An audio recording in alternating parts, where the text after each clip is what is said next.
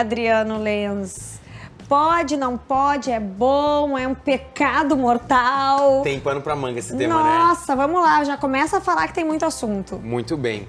Então, o glúten é uma coisa que está se tornando, a fala sobre o que é o glúten está se tornando cada vez mais popular, né? E esse componente, essa proteína presente no trigo, é a fonte mais comum que nós temos aqui no Brasil, ela virou alvo nos últimos anos de um furdunço de informação errada e descontextualizada. Existem pessoas que têm uma doença, uma alergia, né? São celíacos. A doença celíaca, a pessoa não pode consumir glúten. É bem claro e bem fácil de diagnosticar. O problema quando as pessoas começaram a achar que são celíacas e não são. E aí começaram a fazer mas eu sou, não sou, preciso comer, se eu cortar eu vou emagrecer. E aí se observou que muitas pessoas têm sensibilidade ao glúten. Elas não têm aquela doença celíaca clássica, onde eu tenho uma reação alérgica extremamente forte, mas eu tenho alguns sintomas quando como glúten, eu tenho uma sensibilidade. Só que isso, pessoal, a gente diagnostica no consultório, tem exames, tem como organizar. Não é porque você comeu um dia um hambúrguer e não se sentiu bem que você é sensível ao glúten. Até porque o hambúrguer é puro queijo, gordura, carne cheia de graxa, então talvez tenham sido outras coisas. E aí o que acontece no consultório, no dia a dia? Adriano, eu tirei o glúten e tô me sentindo ótimo. Às vezes a pessoa tem sensibilidade e tem que tirar mesmo, mas na maioria das vezes eu melhorei toda a minha alimentação, por isso eu tô me sentindo ótimo. Então, eu não sou contra nem a favor, tem que tirar para quem precisa tirar. Eu não preciso excluir um grupo enorme de alimentos do meu dia a dia se eu não tenho necessidade. Se eu tiver, é claro.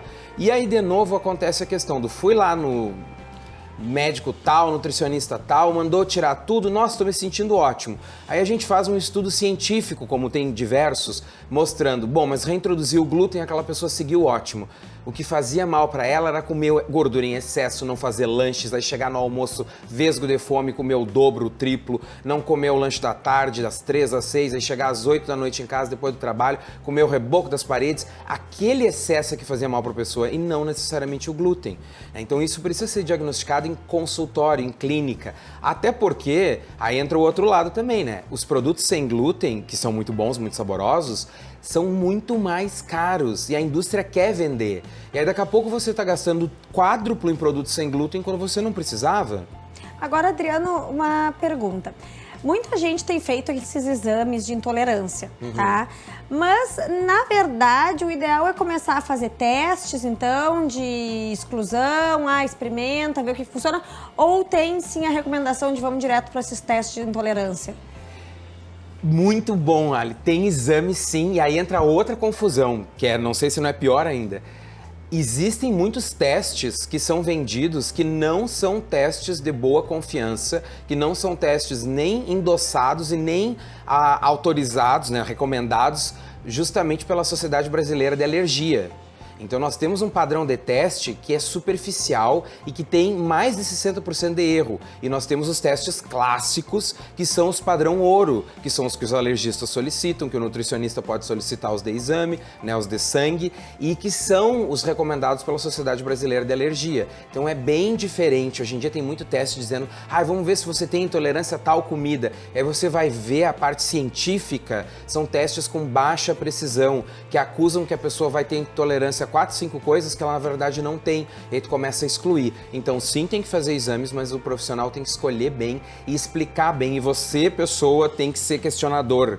A nossa saúde é nossa. O profissional da saúde que nos atende, ele é o nosso consultor técnico-científico. Nós estamos lá ouvindo a expertise dele, mas nós é que temos que nos apropriar da nossa saúde e correr atrás. É isso mesmo? Esse teste é o melhor para mim? Cadê a base científica disso?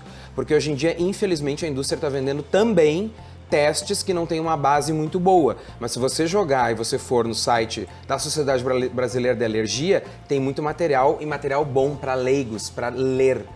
Não, é interessante tu ressaltar isso porque, na verdade, acaba que nesse universo de nutrição tem muita modinha.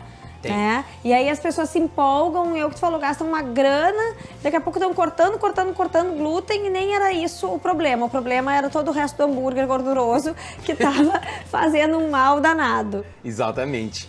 E aí o que acontece também peguei, tirei o glúten, tirei tudo, tô comendo só um omeletezinho de manhã, antes eu comia 2 pães enormes. O glúten, tirar o glúten me emagreceu. Você tá comendo a metade do que comia antes, isso é que emagreceu, reduzir caloria.